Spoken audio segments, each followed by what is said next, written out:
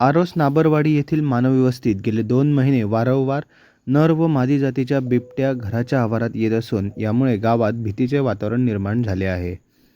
आरोस येथील रहिवासी शैलेश गजानन नाबर यांच्या घराच्या अंगणात तसेच आरोस परिसरात बिबट्याच्या मुक्त संचारामुळे भीतीचे वातावरण पसरले आहे.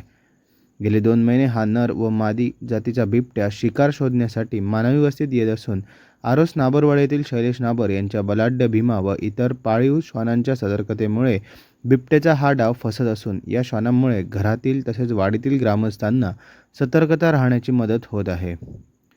शैलेश नाबर यांनी लावलेल्या CCTV कॅमेरा फुटेजमध्ये सदरील नर व मादी जातीचा बिबट्या अगदी मुक्त संचार करत असल्याचे दिसून येत असून याबाबत श्री नाबर यांनी संबंधित वनविभागाला या संदर्भात माहिती देतात वनविभागाचे कर्मचारी घटनास्थळी दाखल होत शोध मोहीम घेत माहिती घेतली.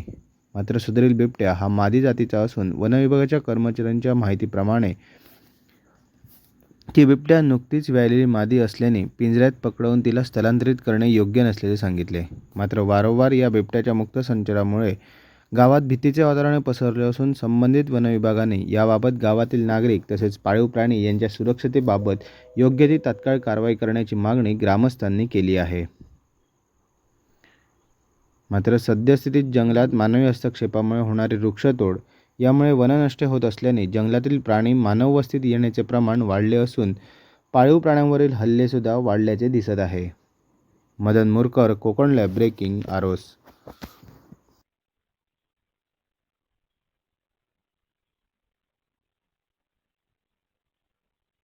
Konkan live breaking news channel. अचूक बातमी, थेट हल्ला. कोकणातील ज्वलंत प्रश्नावर मर्मभेदी लिखाण करून सत्य मांडणारे निर्भीड चॅनल. लाईक करा, सबस्क्राईब करा आणि फॉलो करा.